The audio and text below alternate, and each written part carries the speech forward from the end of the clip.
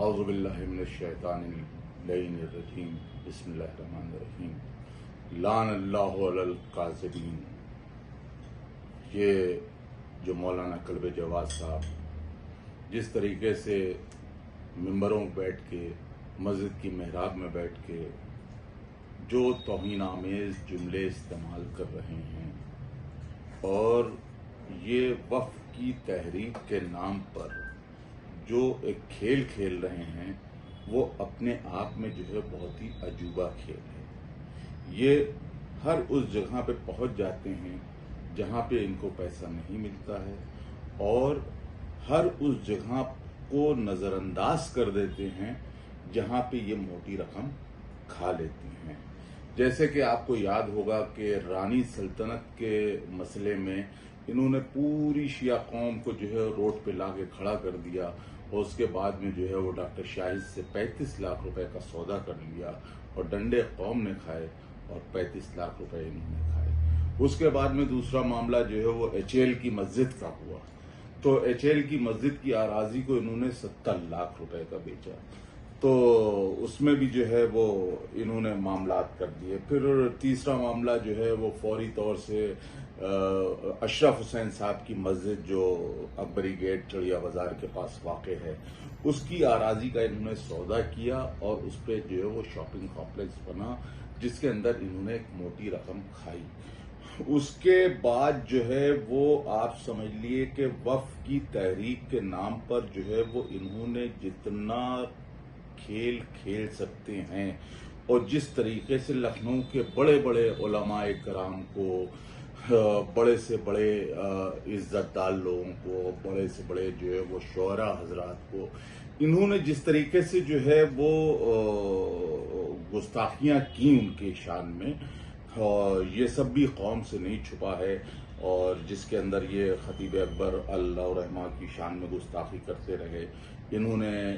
मौलाना जाफर रिजवी साहब क़िबला की शान में गुस्ताखी की और गुस्ताखी यहाँ तक के नहीं की, इन्होंने जो है वो उनको अरेस्ट कराने के लिए सुल्तानुल मदारिस जो है वो पुलिस भेज दी। उसके बाद में आयतुल्लाह मौलाना हमीदुल हसन साहब क़िबला की वक्तन फवक्तन जो है वो बेइज्जती करते रहते हैं और उनके खिलाफ भी जो है वो बुरा भला कहते रहते हैं। ये सब तो जो है वो खैर बाहर के लोग थे और इनसे जो है वो इनका कोई ताल्लुक नहीं था। हाँ, जाफर साहब से बेशक इनका अजीजदारी है, लेकिन जो है वो इन्होंने जिस तरीके से अपने सगे चचा मौलाना सैयद कल्ब सादिक साहब हकीम उम्मत की शान में तौहीन आमेज जो है वो जुमले इस्तेमाल किए, जिन्होंने इनको खाक से पाक किया, जिन्होंने इनको जो है वो गुफरान माफ का मेंबर दिया, जिसको जो है वो मौलाना कल्ब आबिद साहब के इंतकाल के बाद ये मेंबर मौलाना कल्ब सादिक साहब को मिल रहा था और उन्होंने भतीजे की मोहब्बत में जो है वो इस मेंबर को कबूल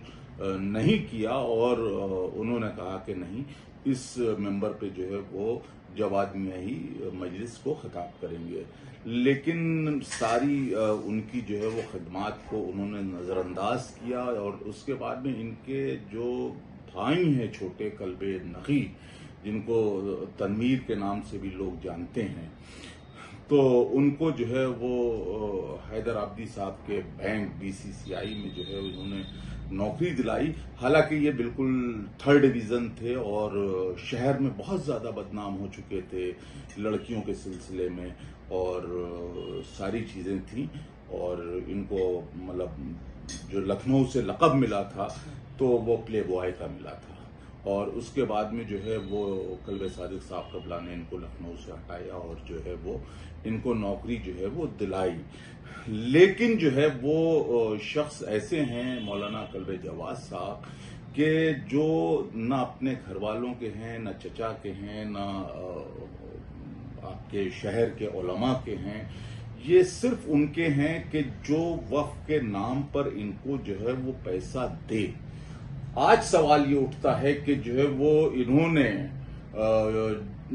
आपके शहदरी की मस्जिद, जिसका जो है वो इतने जमाने से जो है वो हंगामा चल रहा है और आंदोलन चल रहा है, और जिसके ऊपर जो है वो हमेशा ये होता है कि शहदरी की मस्जिद की जमीन को जो है वो कब्जा किया जा रहा है, और जब से हम पैदा हुए हैं उसके बाद से जो है वो सुनते चले आ रहे हैं कि जो है वो शहदरी की मस्जिद का जो है वो मसला है। वो मसला जो है वो इन्होंने इतने वक्फ बोर्ड के आते ही चुटकियों में चुटकी बजाते ही ऐसे हल किया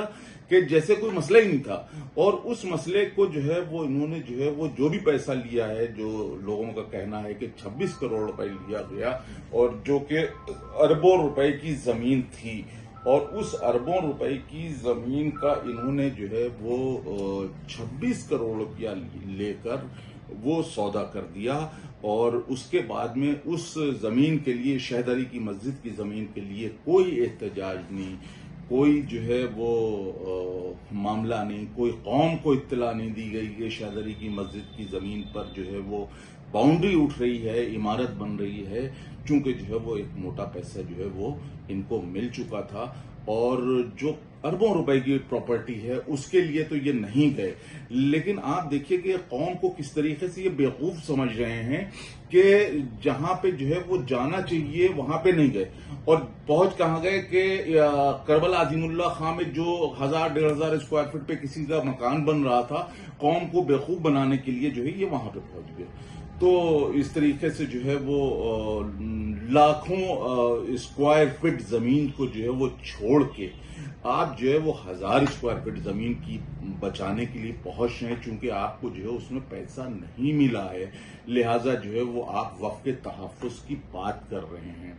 लिहाजा जो है देखिए बिल्कुल नहीं चलने वाला है। उसकी वजह यह है कि ये माले खुदा है, माले इमाम है, माले रसूल है। इसके अंदर जो है वो किसी को अब चोरी करने नहीं दी जाएगी, चाहे कितना ही मुकद्दस और मुहतरम क्यों ना हो। और जहां तक के मौलाना कल्बे जवाद साहब की बात है, ये तो बिल्कुल एक्सीडेंटल जनाब हैं। जैसा कि इनको कहा जाता है कि ये मृतक आशिक जो है वो जनाब हैं। इनको जो है वो अमामा जो है वो इनके वालिद के इंतकाल के बाद 40वें में जो है कि रोज जो है डॉक्टर कल्बे सादिक साहब कबला ने इनके सर पे रखा था, और जो सारी लखनऊ के अवाम के सामने रखा गया गफरान माफ के इमामबाड़े में। और जाहिर सी बात है कि जो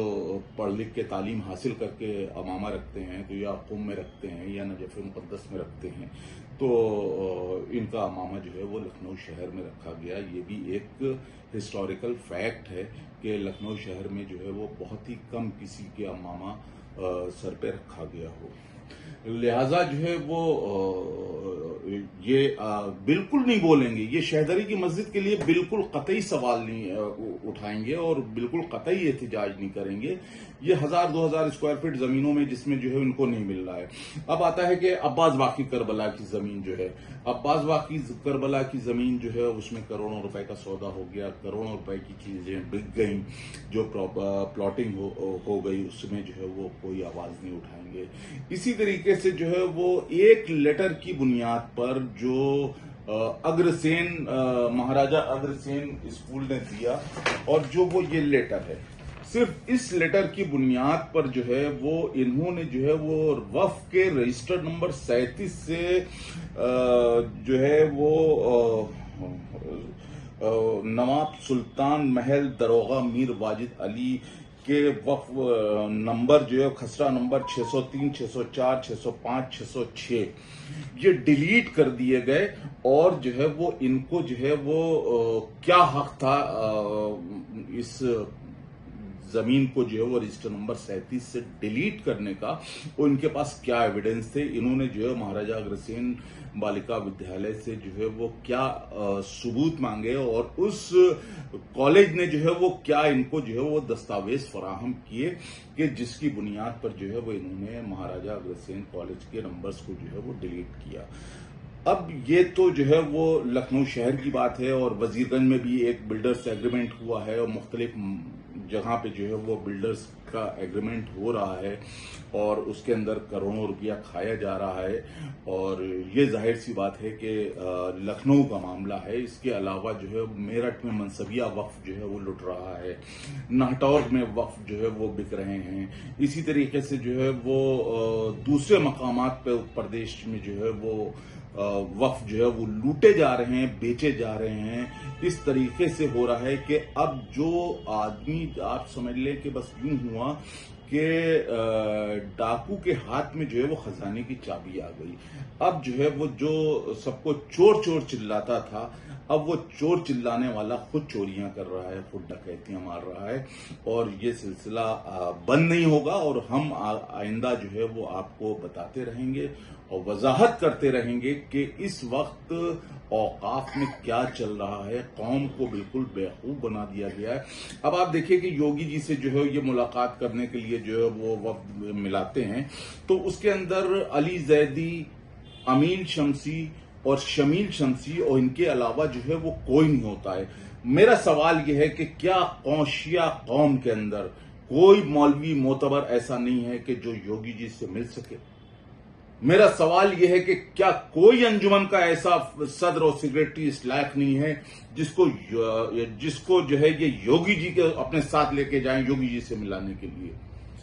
मेरा सवाल यह है कि लखनऊ के इदारे, क्या कोई इदारा नहीं है कि जिसको जो है ये उस वक्त के हिस्सा बनाए? नहीं बनाएंगे। उसकी वजह यह है कि ये जब मुलाकात अभी रिसेंटली करके आए हैं तो अमीर शमसी की एमएलसी शिप के लिए जो है बात करके आए हैं कि अमीर को एमएलसी बना दो, अली जैदी को वक्फ का चेयरमैन बना दो, हमको ये कर दो। उसके बाद में अभी 7 रबीउल अव्वल को कल के रोज जो है इन्होंने खुलेआम जो है वो लखनऊ पुलिस को ब्लैकमेल किया है कि मैं योगी जी को लिस्ट दूंगा और ये भ्रष्ट थानेदार हैं और भ्रष्ट अधिकारी हैं। तो ऐसा नहीं है, ये योगी जी को इनडायरेक्टली जो है वो वार कर रहे हैं इस बात को करके कि उनका प्रशासन दुरुस्त नहीं है और उनके जो नियुक्त किए हुए तमाम थानेदार हैं या आईपीएस ऑफिसर्स हैं वो सही, कुछ को जो है वो आप गलत कह रहे हैं, कुछ को सही कह रहे हैं। इसका मतलब योगी जी के प्रशासन को, सरकार को आप 100% सही नहीं मान रहे हैं। आप जो है ना योगी जी के हैं, ना राजनाथ जी के हैं और ना भाजपा के हैं। आप सिर्फ अपने मफाद के हैं, सिर्फ अपनी गरज के हैं, सिर्फ अपने मतलब के हैं। आप कल मुलायम सिंह जी के साथ में थे, उससे पहले मायावती जी के साथ थे, आज योगी जी के साथ हैं। और उसके बाद में जब मुझको याद है कि आप जो है वो सब पे आरएसएस का एजेंट कहते थे, आप जो है मोदी जी को कोसते थे कि इसको जालिम को सजा मिल गई तो सबसे बड़े जालिम को सजा मिल गई। आज जो कह रहे हैं कि मोदी जी जो है वो बहुत अच्छे आदमी हैं, ये मफाद परस्त हैं। आपके कौल का कोई भरोसा नहीं है, आपके फेल का कोई भरोसा नहीं है। और आप इस तरीके से शिया कॉलेज को या किसी भी इदारे को जो है वो बदनाम करते रहिए जहां पे आपका कोई ताल्लुक। अगर से इस तरीके से आप जो हैं वो बदतमीजियां करते रहेंगे तो बदतमीजी का जवाब जो है वो भाई साहब उसी जबान में मिलेगा। उसकी वजह यह कि बहुत हम लोगों ने बर्दाश्त किया, बहुत बर्दाश्त किया